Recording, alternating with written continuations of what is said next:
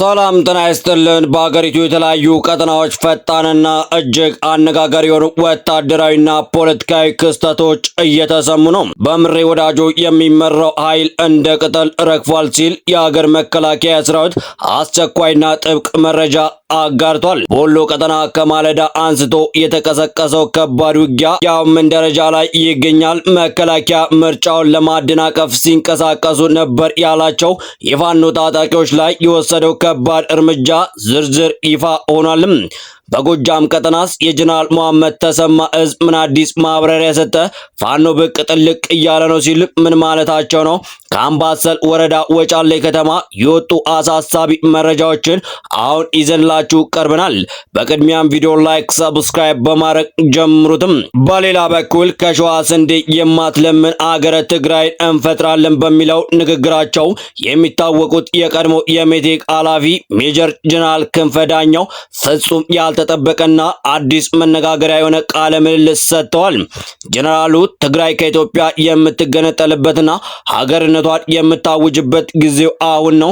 በተያያዘ የትግራይ ጊዜያዊ አስተዳደር ምክትል ፕሬዝዳንት ጀነራል ታደሰ ወረደ መታገታቸውን ወይም የቁም እስረኛ መደረጋቸውን አስመልክቶ በማህበራዊ ሚዲያ ለተሰራጨው መረጃ የሐሰተኛ መረጃዎችን የሚያጣራው ኢትዮጵያን ቼክ የሰጠው አስቸኳይ ምላሽ ምንድነው? ዝርዝሩንም ይዘናዋልም። ጉዳዩ ሳይሰማ መስከረም አይጠባም። መርከብ ሙሉ ነዳጅ ለኬንያ ነጋዴዎች የሸጣችሁ ሚኒስቴሮች ለመዋረድ ተዘጋጁ ስትል በረከት ገበሬ ያወጣችው ድንገተኛ ሚስጥር ከፍተኛ ድንጋጤ ፈጥሯል። ይህንን የሙስና ቅሌትና ጉዳዩን የአየርላንድ መንግስትና የሰብአዊ መብት ተሟጋቾች እንዴት እየተከታተሉት እንደሆነ ሙሉ ዝርዝሩን የምናይ ይሆናል። በመጨረሻም በመላው የኢትዮጵያ የኪነ ጥበብ አፍቃሪያን ዘንድ ከፍተኛ ሐዘን ተፈጥሯል። በፊልምና በቲያትር ስራዎቿ ደምቃ የምትታወቀው ዝነኛዋ ተዋናይት ሰላማዊ ደስታ ባደረባት ህመም በሕክምና ስትረዳ ቆይታ ግንቦት 21 ቀን ከዚህ ዓለም በሞት መለያቷ ተሰምቷል። ቱታው ያለፋችው የመጨረሻ ስራ ምንድን ነው? እነዚህን ሁሉ ዩቲዩብ ላይ ማንም ያላነሳቸው ሚስጥራዊና ትኩስ ዝርዝር መረጃዎች በአንድ ላይ አቀናጅተን ይዘንላችሁ ቀርበናል። ለቻናላችን አዲስ ሆናችሁ ሰብስክራይብ በማድረግ የደውል ምልክቱን ተጫኑ። አሁን በቀጥታ ወደ መጀመሪያው ዝርዝር መረጃዎች እንሸጋግራለን። አብራችሁን ቆዩም። ወደ ዝርዝር መረጃዎችም ገብተናልም። በመጪው ሰኞ የሚደረገውን አገራዊ ምርጫ ተከትሎ በአማራ ክልል የሚንቀሳቀሱ አማጺ ኃይሎች ከዛሬ ጀምሮ እስከ ምርጫው መጠናቀቅ ድረስ መንገድ ለመዝጋት ወስነዋል። ይህ ውሳኔያቸው ምን ያህል ተፈጻሚ እንደሆነ ማረጋገጥ ባይቻልም ከዛሬ ማለዳ አንስቶ ግን በክልሉ በርካታ ስፍራዎች ከባድ ውጊያ ስለመቀስቀሱ መረጃዎች ወጥተዋል። በተለይም በወሎ ቀጠና ውጊያ ስለመኖሩ ከስፍራው የሚወጡ መረጃዎች አመላክቷል። ይህን የውጊያ ውሎ በተመለከተ መከላከያ ሰራዊቱ የፋኖ አመራሩን ምሬ ወዳጆ በስም በመጥቀስ አጭር መረጃን አሰራጭቷል። ሰራዊቱ በመረጃው በደቡብ ወሎ ዞን ቦረና ወረዳ ጽንፈኛ ሲል በጠራው የፋኖ ኃይል ላይ እርምጃ መውሰዱንና መወጋቱን ጠቅሷል። የፋኖ ታጣቂዎች የሀገርን ደህንነትና የህዝብን ሰላም እያወኩ ነው ሲል የሚከሰው መግለጫው በምሬ ወዳጆ የሚመራው የሽፍታ ስብስብ በቦረና ወረዳ መካነ ሰላም ከተማ አቅራቢያ ሶይ ተብሎ በሚጠራው አካባቢ በጀግናው ጥምር ኃይላችን በተወሰደበት ጠንከር ያለ የማጽዳት እርምጃ እንደ ቅጠል ረግፏል በማለት ድል አድንቀው ተናግሯል። በመግለጫው ላይ የተጠቀሱት አንድ የክፍል ጦር አዛዥ ኮሎኔል ተስፋዬ መልካሙ የህዝብ መገልገያ የሆኑ የባንክ ተቋማትን ለመዝረፍና የህዝብን ምርጫ ለማደናቀፍ አቅዶ የተንቀሳቀሰው የጥፋት ቡድን አስቀድሞ በተጠና በተቀናጀ ጥቃት እጁን መሳሪያ ላይ ሳያነሳ ሙሉ በሙሉ ተመቷል በማለት መናገራቸውን ከሰራዊቱ ገጽ ላይ ተመልክተናል። በሌላ በኩል የምስራቅ እዝ አዛዥ ጀነራል መሐመድ ተሰማ የሚመሩት እዝ በተሰማራበት የጎጃም ቀጠና ያለውን አሁናዊ ሁኔታ በተመለከተ በትናንትናው ዕለት ዝርዝር ማብራሪያ ሰጥቷል። ጀነራሉ ጽንፈኞች በማለት የጠሩትን የፋኖን ቡድን አሁናዊ ሁኔታ በጉድጓድ ተደብቆ አለው ለማለት ብቻ ብቅ ጥልቅ እያለ የሚገኝ ነው ሲሉ የሚገልጹት በሰሜን ጎጃም፣ በምዕራብ ጎጃም፣ በአዊና በደቡብ ጎንደር ዞኖች ጠላት ባሉት ኃይል ላይ ጠንካራ ሞት አስፈረንባቸዋል የሚሉት ጀነራሉ ተላላኪ ጽንፈኛው ከታሪካዊ ጠላቶቻችን ጋር ወግሮ ቢጨፍርም በልማት ወዳዱ ህብረተሰብና በዝታ ኃይላችን መስዋዕትነት ዓላማው ከሽፎበታል ሲሉ አብራርቷል። የታሪካዊ ጠላቶች ተላላኪ ያሉት ኃይል ከተደበቀበት አውጥቶ ለመደምሰስ ህዝቡ ጥቆማ በመስጠት ኃላፊነቱን ይወጣ በማለት ጥሪ አቅርቧል። ህዝቡ መከላከያ ሰራዊት ላይ የነበረው የተዛባ አመለካከት ተወግዷል የሚሉት ደግሞ በስብሰባው ላይ የተገኙት ምክትል ርዕሰ መስተዳድሯ ማዕረግ የገጠር ዘርፍ አስተባባሪ ዶክተር ድረስ ሳሉ ናቸው። ህብረተሰቡም በሰራዊታችን ላይ የነበረውን የተዛባ አመለካከት አስወግዶ የጽንፈኛው ፕሮፓጋንዳ ሳይበግረው ልማቱን እያስቀጠለ ይገኛል ሲሉ ነው ዶክተር ይድረስ የተናገሩትም።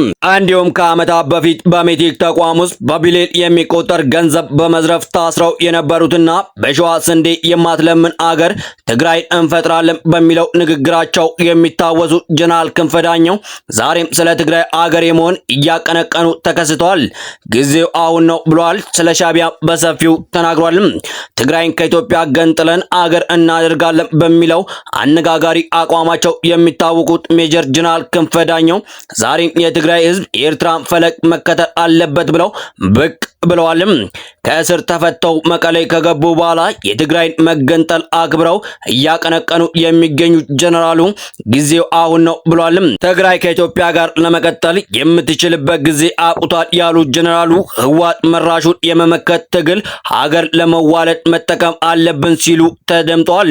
ከዚህም ቀደም የትግራይን አገር የመሆን አቋማቸውን ለማንጸባረቅ ኢትዮጵያዊነት በሽታ ነው ያሉት ጀነራሉ ዛሬም ደግሞ የመወሰኛ ጊዜው አሁን ነው ማለታቸው እያነጋገረ ነው። ጀነራሉ መወሰኛው ጊዜው አሁን ነው ያሉት ህወሓት የትግራይን ራስ በራስ የመወሰን መብት ለማስከበር ትግል ላይ ነኝ በሚልበት ወቅት ነው። የኤርትራ ነጻ ሀገር መሆን ለትግራይ ምሳሌ መሆን እንዳለበትም ሲናገሩ ተደምጠዋል። ሻዕቢያ ደርግን ታግሎ የኤርትራን ህዝብ ነጻ አውጥቷል ሲሉ የሚቀጥሉት ጀነራሉ አሁንም በደብረ ጽዮን ገብረ ሚካኤል የሚመራው ቡድን የትግራይን አገርነት ማረጋገጥ አለበት በሚል ይመክራሉ። የኤርትራን ነጻነት ወይስ ባርነት የሚለውን ህዝብ ውሳኔ የሻዕቢያ ትግል ውጤት መሆኑን ገልጸው ትግራይም በተመሳሳይ መንገድ ራሷን ነጻ ለማውጣት መወሰን አለባት የሚል ጥሪ አቅርቧል። ትግራይ ከዚህ በኋላ የኢትዮጵያ ፌዴሬሽን አካል ሆና መቀጠል የለባትም የሚል አቋም እንዳላቸውም ተናግሯል። በአሁኑ ወቅት ትግራይ ከኢትዮጵያ ጋር የሚያገናኘት ነገር የለም በማለትም ሀገርነትን ለማወጅ ማቅማማት አያስፈልግም ብለዋልም። የሜጀር ጀነራል ክንፈ የትግራይ ሀገርነት ይታወጅ ውትወታ በብዙዎች ዘንድ አነጋጋሪም አሳዛኝም አጋጣሚ ተደርጎ እየተወሰደ ነው። የትግራይ ህዝብ በኢትዮጵያ ሀገረ መንግስት ግንባታ ግንባር ቀደም ሚና የተጫወተ ህዝብ መሆኑን በመካድ የመገንጠል አቋም ባላቸው አካል እጅ መውደቁ ብዙዎችን እያስቆጨ ነው። የመገንጠል አጀንዳ የሚያቀነቀኑ አካላትን በመቃወም በርካታ የትግራይ ወጣቶችና በህወሓት ውስጥ ያለፉ ፖለቲከኞችና ጀነራሎች ጭምር መኖራቸው ይታወቃል። ይሁን እንጂ እነዚህ አካላት አሁን ላይ በትግራይ ጉዳይ ላይ ለመወሰን ተጨባጭ አቅም እንደሌላቸው የሚገልጽ ሲሆን አብዛኞቹም ሸሽተው አዲስ አበባ ከትመዋልም። በተያያዘም በትግራይ ጊዜያዊ አስተዳደር ፕሬዝዳንት የነበሩት ጀነራል ታደሰ ወረደ መታገታቸው ወይም የቁም እስረኛ መደረጋቸው አስመልክቶ በማህበራዊ ሚዲያ ላይ በስፋት ይሰራጭ ያለው መረጃ ሙሉ ለሙሉ ከእውነት የራቀ መሆኑን የሐሰተኛ መረጃዎች የሚያጣራው ኢትዮጵያን ቼክ አረጋግጧል። ይህ መረጃ ባለፉት ጥቂት ቀናት ውስጥ በመቶ ሺዎች የሚቆጠሩ ተከታዮች ባላቸው እንደና አንድ አፍታና አባይ ሚዲያ ባሉ የፌስቡክ ገጾች እንዲሁም በታዋቂ ግለሰቦች ጭምር በከፍተኛ ሁኔታ ሲጋራ የቆየ ቢሆንም ምንም አይነት ተጨባጭ መነሻ የሌለው የፈጠራ ወሬ ሆኖ ተገኝቷል። በርካታ ገጾች ለዘገባቸው ዋቢ ያደረጉት አፍሪካ ኢንተለጀንስ የተሰኘው የዜና ተቋም ቢሆንም ተቋሙ ባወጣው እውነተኛ ዘገባ ላይ ግን ስለ ጀነራሉ መታገት የተጠቀሰ ምንም ነገር አለመኖሩን ማጣራቱን አመላክቷል። ጉዳዩ በማህበራዊ ሚዲያ ላይ ከፍተኛ መነጋገሪያ መሆኑን ተከትሎ ኢትዮጵያ ቼክ በቀጥታ ለጀነራል ታደሰ ወረደ የቴሌፎን ጥሪ በማድረግ እውነታውን የጠየቀ ሲሆን ጀነራሉም እንዳልታገቱና የቁም እስረኛ እንዳልተደረጉ በራሳቸው አንደበት አሳስበዋል።